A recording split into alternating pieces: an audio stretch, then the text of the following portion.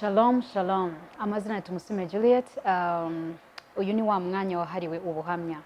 Aho tureba aho Imana ishobora gukura umuntu nawe ishobora kumugeza. Buriya nta kintu kidashoboka mu buzima. Nta hantu Imana itagukura nta hantu itakugeza. Ishobora kukuzamura cyangwa ikakumanura. Ibintu byose irabishoboye. Tugiye kureba umwe mu bantu bagize bafite ubuhamya aho Imana yamukuye naho imugejeje.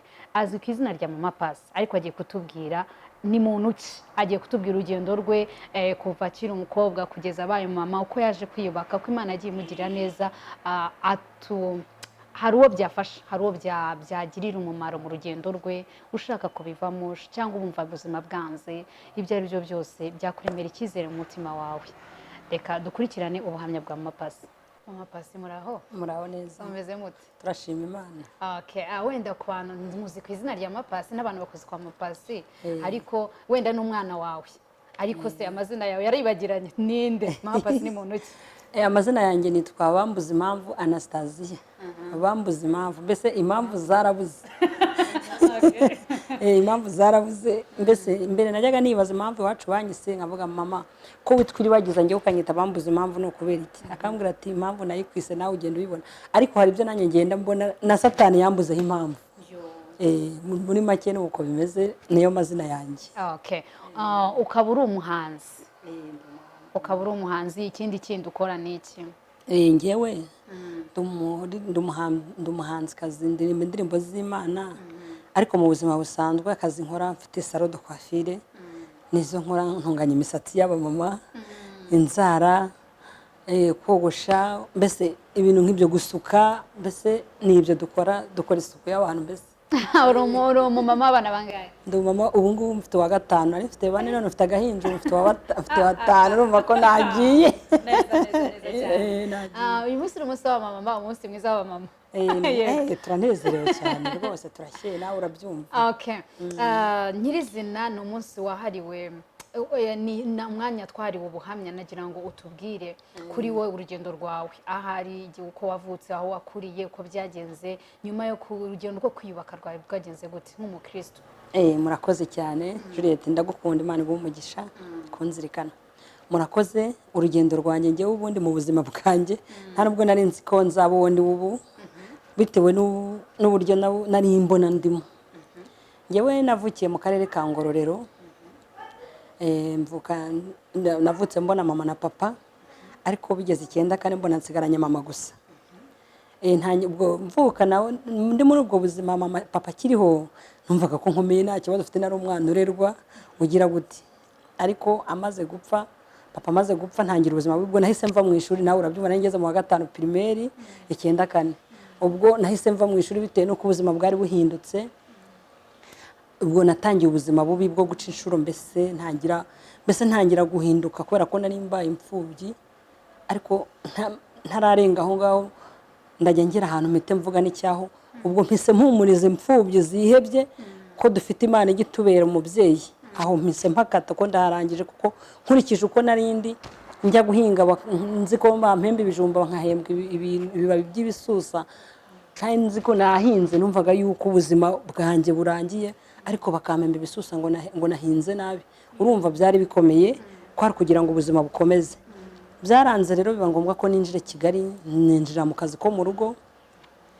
Akazi ko mu rugo naragakoze rwose, nta kibazo gihari, ndagakora, ndetse n'abana nakoreye n'ubu turacyari inshuti, baransura nanjye nkabasura, n'ababyeyi banjye, muri make baracyari ababyeyi banjye. Aho naho mpagere mpumuriza abakozi bo mu rugo, babwira ngo nta Imana itakura umuntu, nta naho itamugeza. Aho naho ndahasimbutse, nkikora akazi ko mu rugo, numvaga yuko ubuzima bwarangiye nta gisigaye. Navuye ku kazi ko mu rugo, ninjira muri gahunda yo gushaka umugabo, ntangira gukora akazi k'ubumarato, gucuruza ku muhanda, kuzengurutsa agataro. Ku manywa nazengurutsaga agataro, nimugoroba nkajya kotsa ibigori ku muhanda. Hariya ku muhanda ujya Kibagabaga, umanukana uriya muhanda umanuka ujya 12, hariya ko hari amasara hari narahasebeye cyane, nararaga mpotsa ibigori, bukankera abantu benshi baranzi. Muraro mama witwa Mama Kuduse, ndamukunda. Iyo yabaga atarataha sinatahaga, kuko nabaga nzi karangurira ikigori kandi cyaguraga senkani icyo gihe. Ubu siko mutabaza ngo ni muwe mwaka. Ni muwe mwaka? Ni muri 2002 2003 gutyo. ubwo numvaga ko ubuzima bwanjye bwahagaze budashobora kuzasubira ngo butashobora kuzaba bwiza ko nararirebaga nanjye nkibura nari gato cyane narabyaye meye ku mwana ntagire aho afata nambara ncurikirane meze nk'umusazi nanjye mbona narihebye njya mbwira abantu iyo ndi nko kuririmba mu giterane cyangwa ahantu mu nsengero nkunda kubwira abantu nti iyo nibutse ntembereza agataro nkajya ku bipangu bya rubanda nkabwira ngo ni mu mpahire bakambwira ngo bamwe bakambwira ati tubabare duhahira ukwezi icyo gihe kwari kugira ngo nimbona amaze gukomera nzibuke ubwo rero hari igihe umuntu yibaza ubuzima ari gucamo akavuga ati ariko se Mana ubuzima bwanjye buzaherera he impamvu uri kunyura mu buzima bwose impamvu abantu banyura mu buzima bubi bwose bubaho ni ukugira ngo umunsi Imana yabibutse bazibuke na ba bandi bakibabaye ntatinze ari nayo mpamvu Juliet tujya wumva ngo mama Paccy yakoresheje igiterane aha n'aha atanga mituweli y'imiryango iyi n'iyi ntabwo ari uko ndi umukire ahubwo mba nibutse n'ejo bundi mu kwa karindwi kwashize naragitanze hariya mu Masizi Karumeri natanze mituweli y'imiryango 36 atari uko ndi umukire ahubwo nari nibutse baranshyigikiye batasiye batonzi umva bastera umva babigize bose baraje baranshyigikira babirashoboka na wa mudamu baranshyigikiye numva ndanezerewe na Diana yagombaga kuza ahubwo agira ikibazo agira abashyitsi arabinsobanura ariko naranezerewe n'abahanzi bajya banshyigikira bakaza mu giterane Imana igibaho umugisha ubwo narakomeje rero nkimara kuva kumbabura y'ibigori ariko hagati aho iyo bakunda kumbaza ngo ni iki cyakubabaje mu buzima nkababwira ngo ubwa mbere nababaye papa apfa simushyingure ubwa kabiri mbabara umuntu aje aparika ahantu nari yicariye ndi gucuruza agataro numva naniwe koko ndamwegera ndavuga ni uyu nguyu bagiye kungurira ndamwegera na ka gataro kawe navuga nti karibu mama wanjye abakarasi bakunda kwita ba mama ba sheri bande kugira amaco y'inda arandeba aranyitegereza uburyo nari imeze n'uburyo nari gato n'uburyo nari imeze aransubiza ngo ni nkawe yakanciye mu maso aransubiza ngo urabona ndi nyoko wakantuwe niko yanshubije kumbi naje kutekereza nyuma ubu nibwo ntekereje kuntu yahagaze umwanya ntanagene ubu nibwo ntekereza ko nawe byari byamucanze ntekereza ko nawe yarafite byamurenze ubwo rero umuntu nakubwira nabi kubera ubuzima urimo ntugahangayike ujye ukomeza ubuzima bwawe buri imbere umenye ko ufite Imana nawe kuzi arambwira ngo urabona ndi nyoko wakantuwe ayiwe nubitse umutwe mara nk'iminota 30 ijambo natekereje navuze se Mana nanjye navukiye icyenda nkuriya hari abantu bakibaza batyo hari abantu bakibaza nkuko nanjye najyaga nibaza ariko bahumure nshoje mbavuze ngo bahumure ubwo buzima bwarakomeje imbabura y'ibigori cyo koze ngeraho nyivaho nabaga mu nzu y'ibihumbi 3 mu bibare kwa Habineza ku mugabo bita Habineza nabanaga n'umugabo wanjye twari twarashakanye ubwo twishyura inzu y'ibihumbi 3 nabyo bikatunanira ariko iyo mbitekereje ndavuga ni wa Mana we ntacyo nagushinza sinzana kuvaho niyo mpamvu mfite nibivuga ngo sinzamuvaho hagira nindi vuga ngo reka mvugane n'umuntu wihebye wakomeretse bihagije ngo nahumura Imana iramuzi hagira nindi mukunda kumva kuri radio Rwanda vuga ngo iratabara ntabwo ari igipindi iratabara koko ntabwo ari igipindi aho rero niho natangiye guhindurirwa ubuzima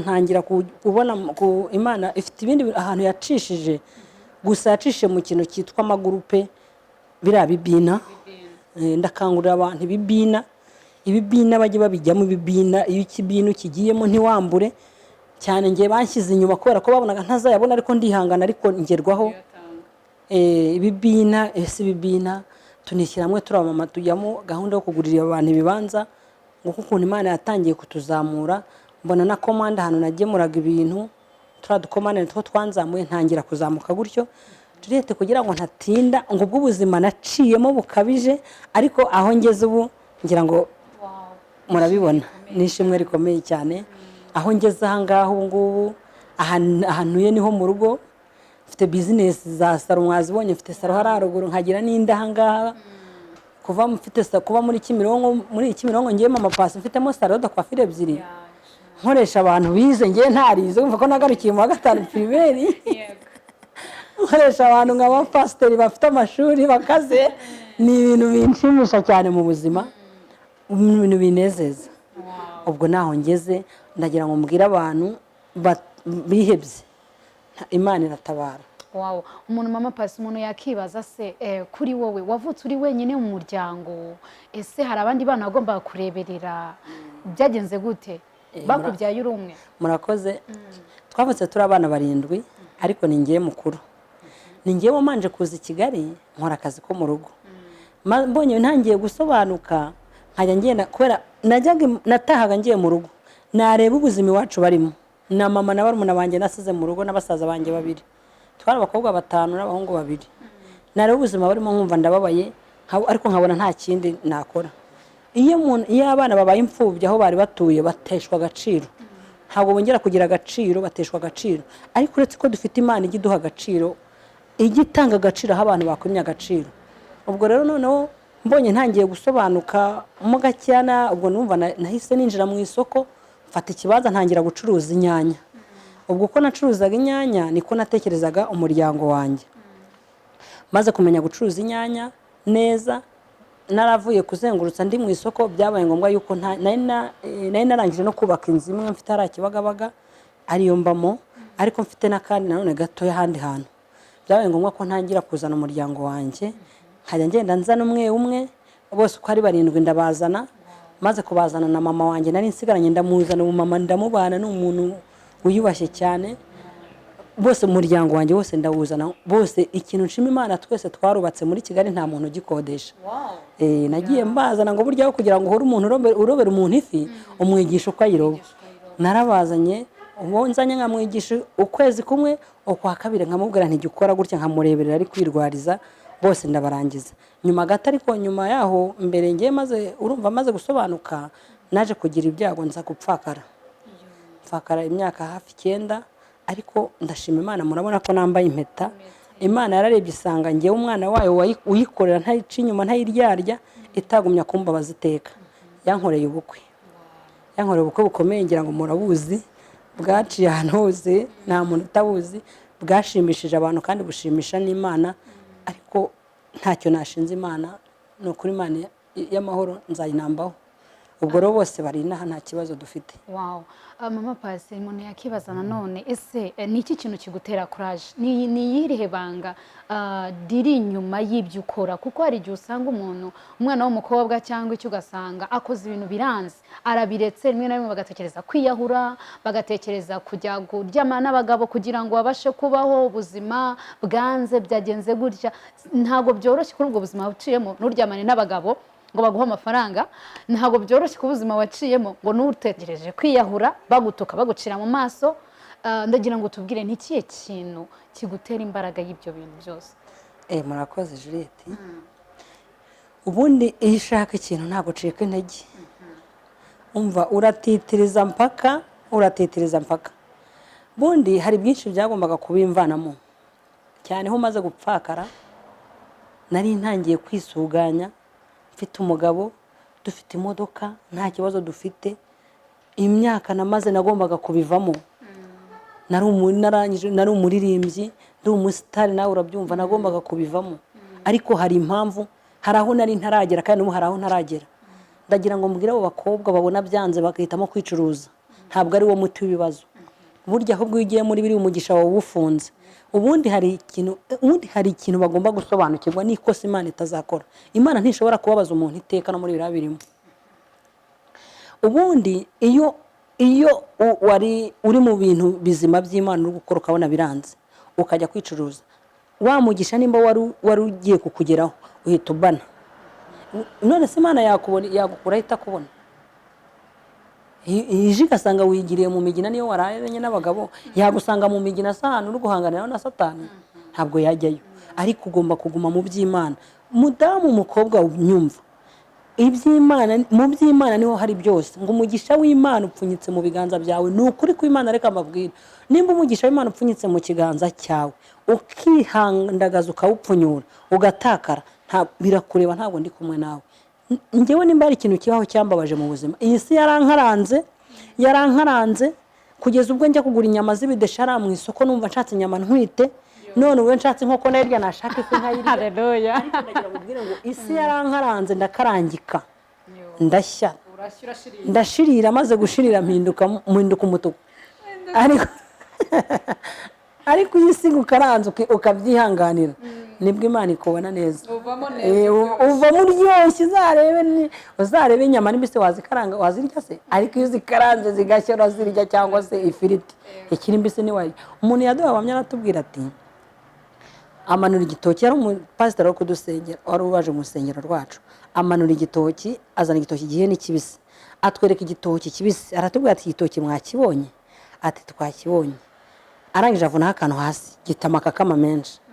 Abantu yari yamaze gushyira abantu hasi baritaza kugira ngo amakakama atagira gute atabagwaho.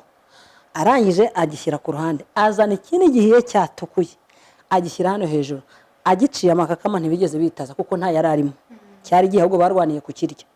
Bishatse kuvuga ngo mbese itugereranya na ba bantu bakiri mu buzima bubi. Iyo umuntu akiri mu buzima bubi ameze nk'uruguta amakakama, uwo agwiriyeho arahunga kugira ngo bitamwanduza. Iyo umuntu akiri mu buzima bubi, umuntu wese abatasha umva n'uciye aravuga ngo uranuka.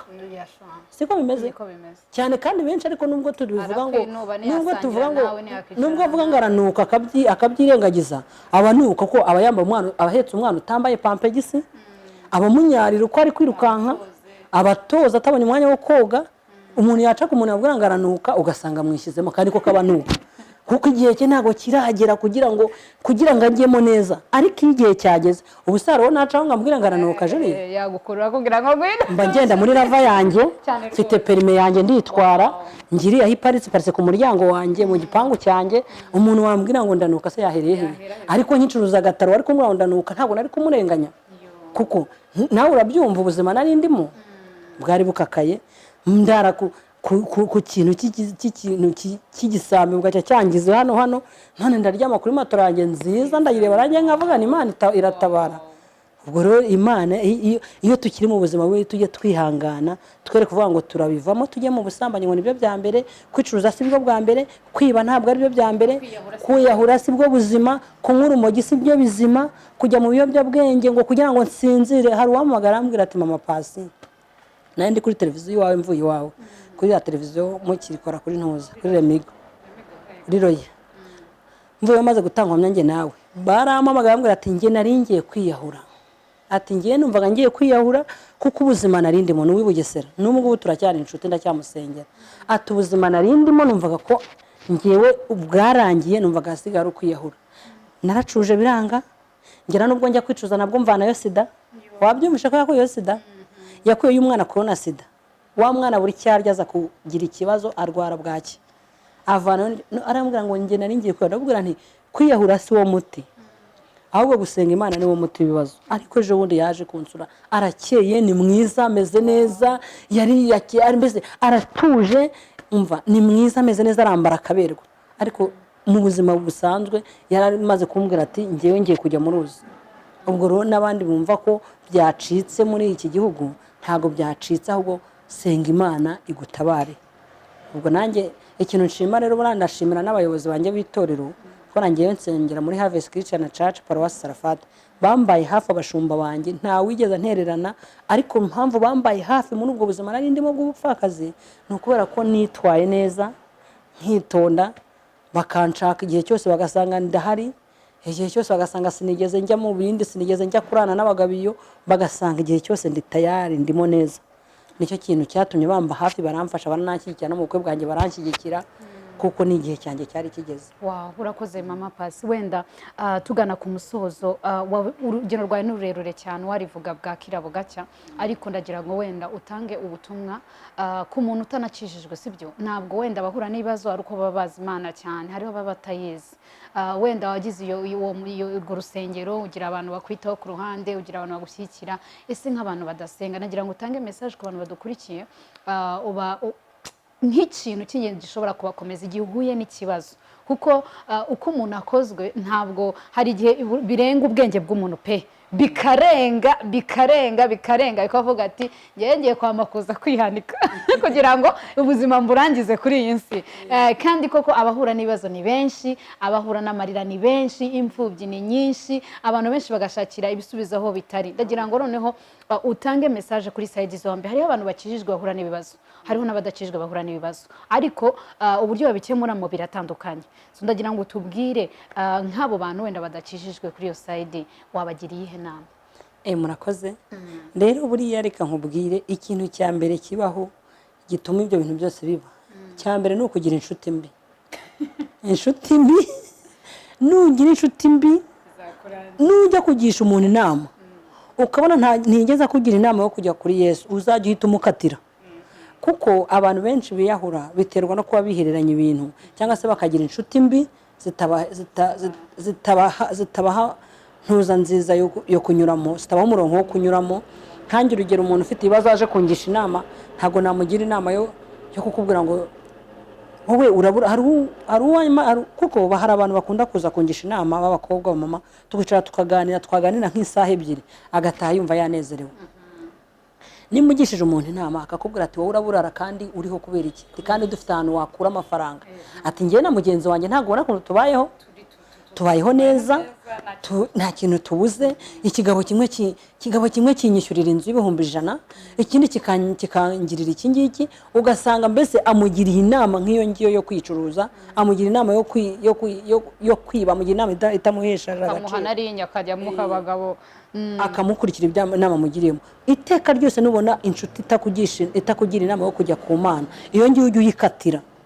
Umuntu uzagisha inama akakugira inama yo kujya gusenga, ndagira ngo mbwire inshuti yanjye, naho imiryango yananiranye, Imana niyo igufata.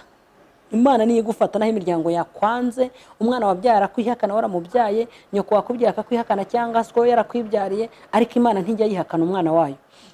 Hari abantu b'abapagani badakijijwe nk'uko ubimbwiye, ariko hakabaho ibibazo bagira babyikururiye. Umuntu yaduhahamye ko nahembwaga 800 ku kwezi, akaba inkumi nziza yarayize tubana ku rubuga dusengeraho. Ati inkumi nziza ninjye wari uzahiba, umukobwa mwiza ninjye wari umuzi, nahembwaga 800 ugataha nta n'igiceri cya 5 nahanye, kandi yari umusore.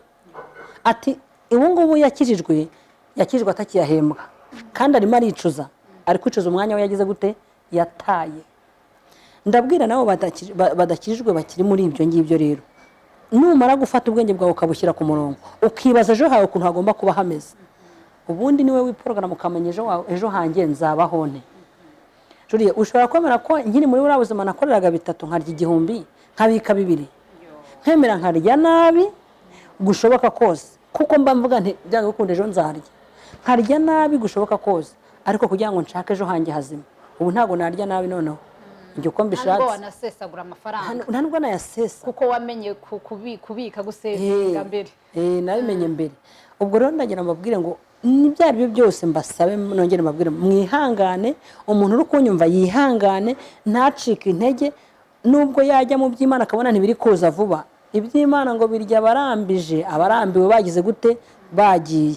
Imyaka nawe imazemo ni byinshi, kandi Imana ikunda abantu bose, ntabwo ikunda abakristo gusa ngo yanga abapagani. Oya, ikunda umwana wayo wari we wese. Ahubwo igihe cy'umuntu kigeze, Imana ibikorera igihe nk'uko yabiteganyije. Buri muntu wese afite dosiye ye yandikiwe n'Imana. Buri muntu wese afite, njya mbwira ngo Imana ifite kode ikoresha kugira ngo tubeho. Ubu ifite kode ikoresha umubare w'ibanga ikoresha kugira ngo Julie turamuke.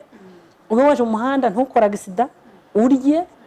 Ubwo uwo mubare w'ibanga naho umwanzi wawe cyangwa Satani yagira gute ntabwo ashobora kuwumenya. Kereka Imana yawe niyo uwuzi, iwukoresha igihe cyawe ije kureba uko umwana wanjye yaramutse, igakandagura gukigakandika reba Juliette wanjye aracyari muzima ndamurinze, igahora iguhozaho ijisho. Undi wese niyo yagira gutero ntabwo yakubona. Imana niyo igufiteho ububasha.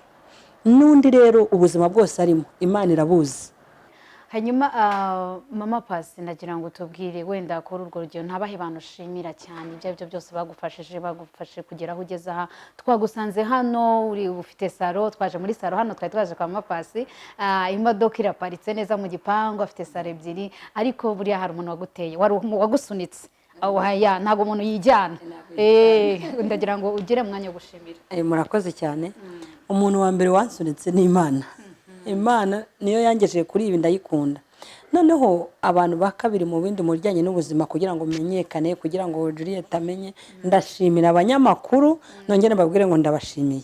Juliet ndabashimiye mu byumve ba Roni araho umusuhuze no kuri ndamukunda, ba Jideo, ba Pascal Nkoramutima, ba Rugamba, ba Rine, umva ni benshi, ba Kararisa kuri Radio Rwanda, Koreta Mukandemezo wanjye yarananshyigikiye mu gukora icyo gitaramo ara hakurya, yanteye inkunga aranshyigikira. Abanyamakuru nongere babwire ngo Imana yo mu ijuru yonyine ni nayo yonyine izabanshyigikirira. Njyewe buri gihe munambwira ngo ijye bandindira kuri All Gospel, ndabakunda buriya bamba hafi, baranshyigikira uko bishoboye, ndarwara bakampa pole nkumva ndanezerewe. Buriya All Gospel ni umuryango wanjye ngira cyane. Ariko wongere wumve ngo ndagukunda. Ndakunda nanjye cyane. Ndabashimiye ku buryo muba mwantekereje mukavuga ati mama Paccy reka twongere turebe uko ameze, twongere tumurebe. Mva nishimye bindeje. Nkongera nkashimira abakunzi banjye bari kunkurikira, abanyarwanda muri rusange, inshuti zanjye yaba bari hanze, abari mu bihugu byo hanze. Nongere mbabwire ngo Imana yo mu ijuru iturinde kandi dufashe, tugume mu byo turimo twitwararika. Nongera kubwira abanyarwanda ngo mukomere, dufite Imana itureberera uko bukeye nuko bwije. Murakoze. Hari akarimbo kawe nkunda mama Paccy, nayo ngiye nakubwiye ngo turirimbe kitwa amashimwe.